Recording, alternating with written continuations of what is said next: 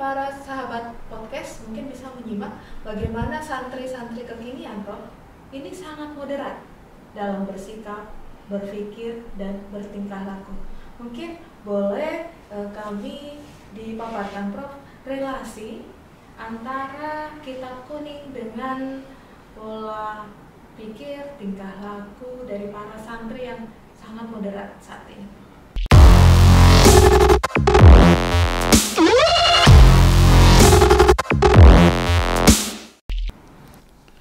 Ya baik, kita sekarang melihat, mengkaji bagaimana kitab kuning yang syarat dengan paham moderasi beragama.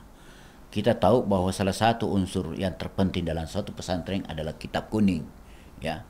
Walau dengan unsur-unsur lain seperti ada kiai, kemudian ada masjid, kemudian juga kitab kuning sebagai salah satu unsur persyaratan dinamakan pesantren. Bahwa dimanapun saja pesantren itu asal dinyatakan pesantren pasti itu ada kitab kuning, ya. Itulah juga kitab kuning itu sebagai tradisi keilmuan pesantren dari sejak dulu sampai sekarang.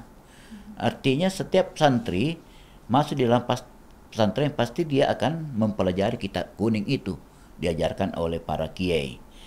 Memang kita tahu bahwa kitab kuning itulah selalu yang menjadi acuan para santri dan acuan para kiai, para guru-guru dalam membina santri di pesantren dimanapun dia berada, selalu melakukan pengkajian kitab kuning. Biasanya itu dilakukan setelah salat maghrib atau salat subuh. Para santri itu di dalam suatu sarana atau di dalam masjid. Setelah mereka salat maghrib, mereka berkumpul di mana gurunya ada di depan. Biasanya duduk di satu tempat yang disediakan atau pakai kursi. Kemudian santri itu duduk melingkar di depan guru. Itulah yang sering dikatakan khalaqah, atau di Bugis dikatakan mengaji tudang. Artinya mereka belajar mempelajari kitab kuning di hadapan gurunya dalam keadaan duduk.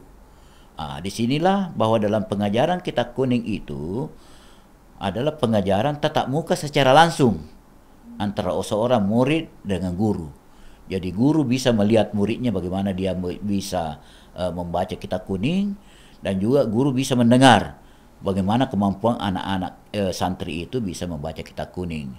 Jadi dalam kitab kuning itu biasa, pembelajaran kitab kuning itu biasanya sekarang kalau kita lihat umpamanya di pesantren Asadiyah, guru membuka kitab itu kemudian dibaca, kemudian para santri mendengarkan, kemudian setelah itu guru atau ulama pengajar itu menerjemahkan teks yang dibaca di dalam kitab kuning itu dengan bahasa daerah. Kemudian setelah itu menjelaskan.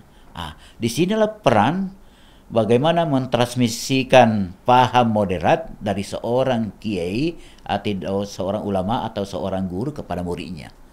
Karena pemahaman guru terhadap kitab itu dari paham moderat itulah yang disampaikan kepada muridnya. Ya, walaupun umpamanya di dalam kitab itu kita tidak ada di situ tertulis bahwa hubbul watan minal iman di dalam satu kitab itu, tapi ketika mereka menjelaskan tentang iman, maka sering bahwa salah satu tanda-tanda keimanan seseorang adalah mencintai tanah air. Makanya walaupun dalam pengajian-pengajian dalam kitab itu kita temukan tema-tema mencintai tanah air, tapi dalam penafsiran para guru dan ulama yang moderat itu, dia sampaikan di dalam pengajian-pengajian itu, ya. Hubbul watan minal iman, mencintai tanah air itu adalah sebahagian dari iman, walaupun itu tidak ada dalam teksnya di dalam kitab itu. Saya sudah menyaksikan sendiri bahwa ketika para ulama, para kiai menjelaskan itu, ya dia sampaikan itu. Termasuk ketika menjelaskan innamal mu'minuna ikhwah. Sesungguhnya orang-orang mukmin itu bersaudara, itu diambil dari ayat, tapi ketika dia memberikan penjelasan terhadap ayat itu, maka dia menambahkan bahwa persaudaraan itu dalam Islam ada 3. Ada namanya ukhuwah Islamiyah, persaudaraan berdasarkan agama. Kemudian ada namanya ukhuwah wataniyah, persaudaraan karena berdasarkan karena dia satu wilayah, satu negara. Ada yang disebut dengan ukhuwah basyariah, ukhuwah yang berdasarkan karena kemanusiaan, karena kita sama-sama manusia maka kita bersaudara. Itulah yang selalu diberikan penjelasan oleh para guru kepada santrinya. Sebenarnya guru itu adalah dia juga mendengarkan dari guru-gurunya sebelumnya tentang penjelasan itu. Itulah yang membuat sehingga para santri menganggap bahwa semua orang itu dia bersaudara, walaupun dia berbeda agama, walaupun dia berbeda negara, tapi karena dia ukhuwah basyariah, maka dia menganggap seseorang itu menjadi saudaranya. Itulah yang diajarkan di pesantren. Dan juga memang pengajian kitab ini itulah yang membuat hubungan antara guru dengan murid itu sangat dekat. Dan disitulah juga guru bisa mengetahui bahwa santri saya ini yang sudah mampu memberi ceramah, sudah mampu dia mengajarkan kitab, ya, sehingga santrinya yang mampu berceramah sesuai dengan apa yang disampaikan oleh gurunya, maka itulah yang disampaikan, ya. Jadi moderasinya kitab kuning itu, ya, karena memang itu karena ada namanya sistem sanad di dalam pengajian kitab kuning. Artinya ketersambungan antara guru dengan murid. Artinya pada awalnya itu, ya, Nabi kita mengajarkan kepada sahabatnya, sahabat mengajar kepada sesudah sahabat, sesudah sahabat mengajarkan kepada ulama, ya, ulama mengajarkan kepada muridnya sampai sekarang. Maka itu ketersambungan. Jadi kalau seseorang itu berpaham moderat, ada ketersambungan. Jadi tidak ada terputus antara guru dengan murid.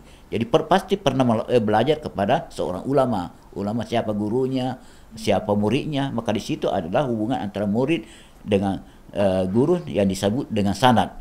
Jadi itu salah satu mengapa kitab kuning itu menjadi mengajarkan paham moderat.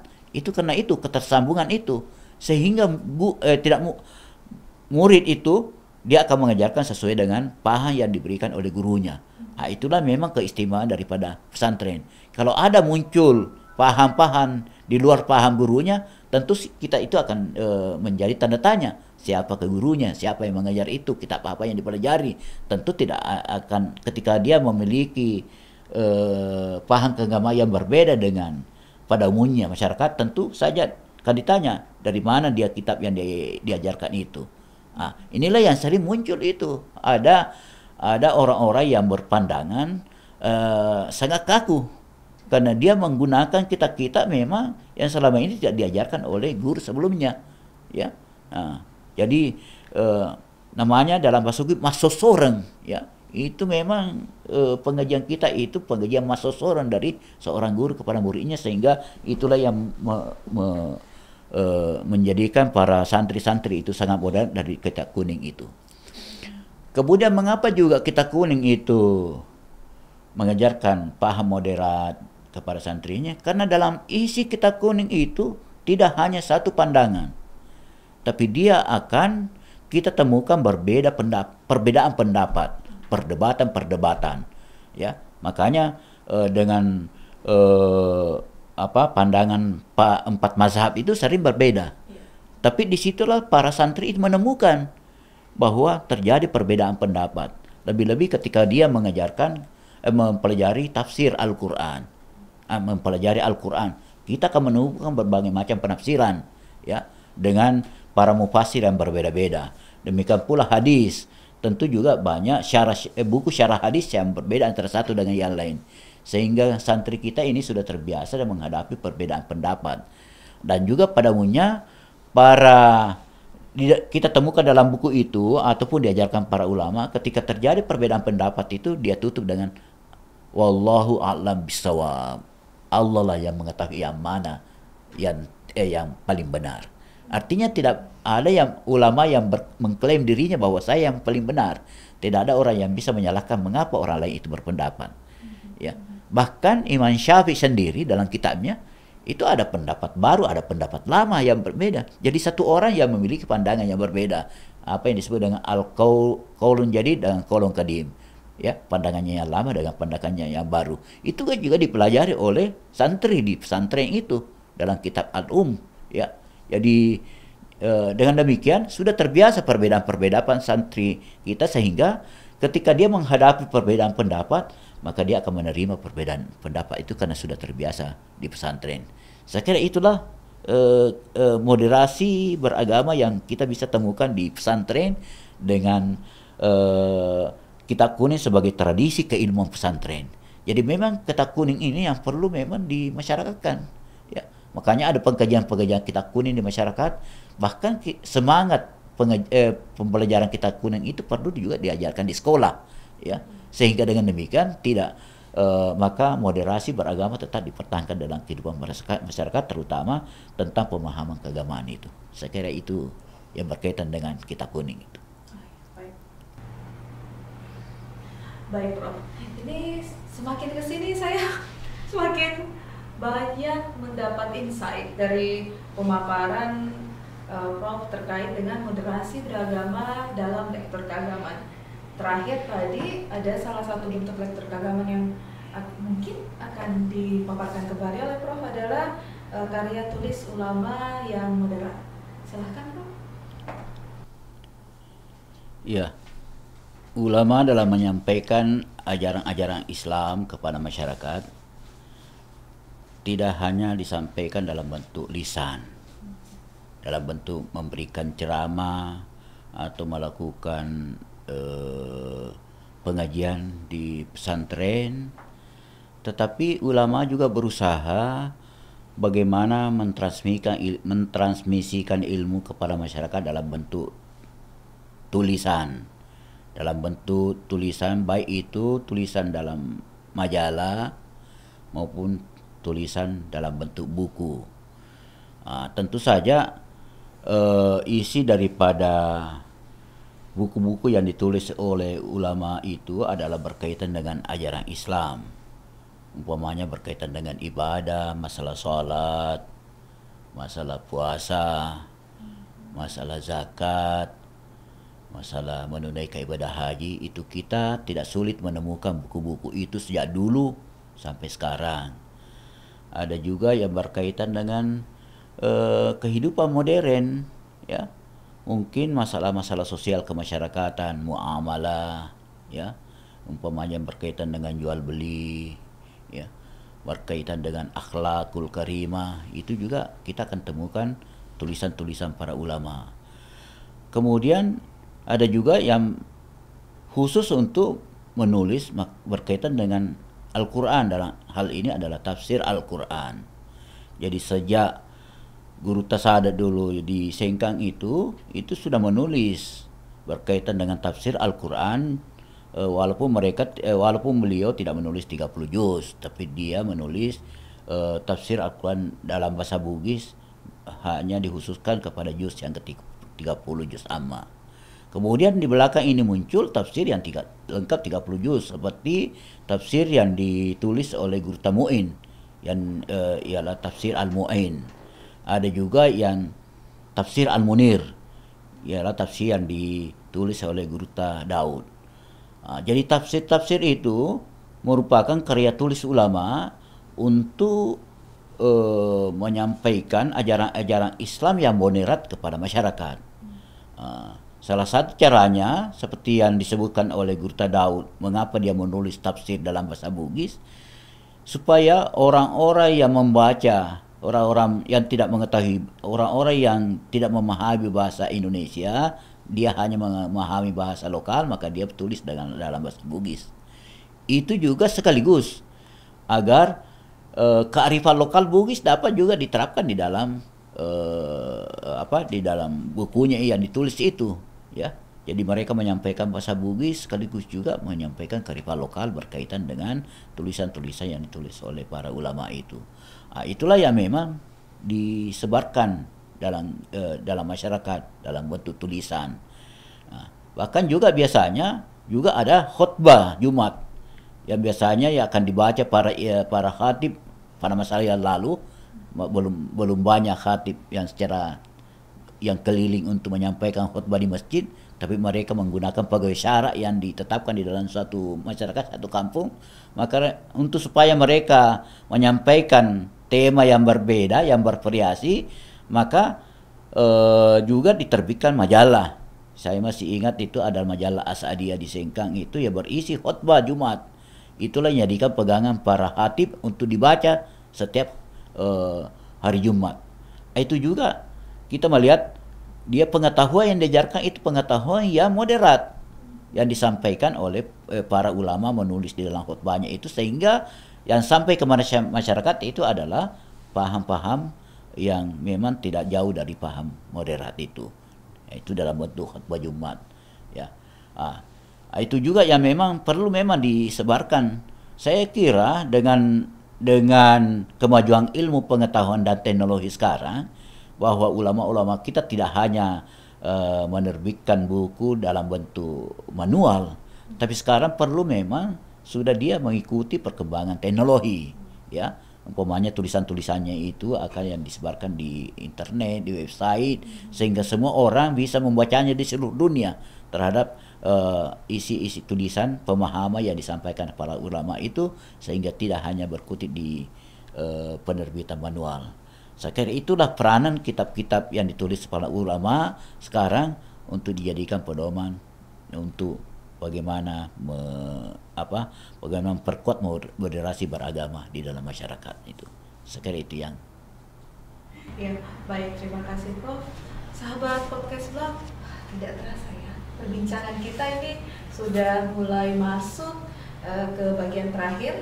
Sebelum closing statement dari Prof, saya akan membacakan kesimpulan dari diskusi atau podcast kita kali ini dengan tema moderasi beragama dalam lektur keagamaan, bahwa sesungguhnya para ulama, tokoh agama dan tokoh adat, tokoh masyarakat kita jauh-jauh sebelumnya telah menanamkan nilai-nilai atau semangat moderasi beragama dalam segala lini kehidupan masyarakat kita, jauh, bahkan jauh sebelum dari kalimat moderasi ini digaungkan oleh pemerintah dan juga Kementerian Agama. Tugas kita saat ini adalah melanjutkan atau tetap menambah semangat, tetap mengakarkan nilai-nilai moderasi beragama dalam kehidupan kita sehari-hari. Prof, mungkin ada closing statement untuk podcast kita pada kesempatan kali ini, silakan. Ya, saya kira semangat moderasi beragama yang selama ini dijadikan pegangan para ulama maupun tokoh adat itu yang perlu kita lestarikan. Ya, artinya kita lanjutkan untuk bagaimana bisa dijadikan sebagai bekal kita dalam kehidupan berbangsa dan bernegara, sehingga dengan demikian kita bisa menikmati kehidupan yang damai, yang tenteram, ya, dalam kehidupan masyarakat, sehingga tidak menimbulkan hal-hal yang kita tidak inginkan dalam kehidupan masyarakat. Saya kira itu yang perlu itu. Jadi kita tetap memperpedoman kepada pernyataan-pernyataan para ulama kita, para tokoh adat kita, terutama yang berkaitan dengan relasi antara agama dengan budaya, sehingga tidak menjadi masalah dalam kehidupan ini. Saya kira itu statement yang terakhir yang saya sampaikan. Iya. Baik, terima kasih Prof. Terima kasih banyak atas insight yang dibagikan kepada kami semua, terutama kepada sahabat podcast Blam. Sekali lagi Prof, kami sampaikan rasa bahagia kami dan rasa syukur kami karena Prof telah hadir dan menjadi bagian pada podcast kami. Ini podcast ke-6 Prof. Dengan tema moderasi beragama dalam lektur keagamaan. Mewakili seluruh kru, kami menyampaikan semoga para sahabat podcast Blam senantiasa sehat dan senantiasa mendapat banyak keberkahan dan juga bisa mengimplementasikan insight-insight yang kita dapatkan pada kesempatan kali ini. Oh iya, jangan lupa ya, kami punya media sosial, Instagram, kemudian punya Twitter, dan juga punya website yang bisa sahabat podcast kunjungi. Linknya nanti akan dibagikan di bawah ini. Boleh juga mengangkat tema-tema yang menurut sahabat podcast ini kayak seru deh kalau dibahas sama Blam Corner. Boleh juga silahkan komen atau mungkin DM kami sebanyak mungkin sampai kami notice.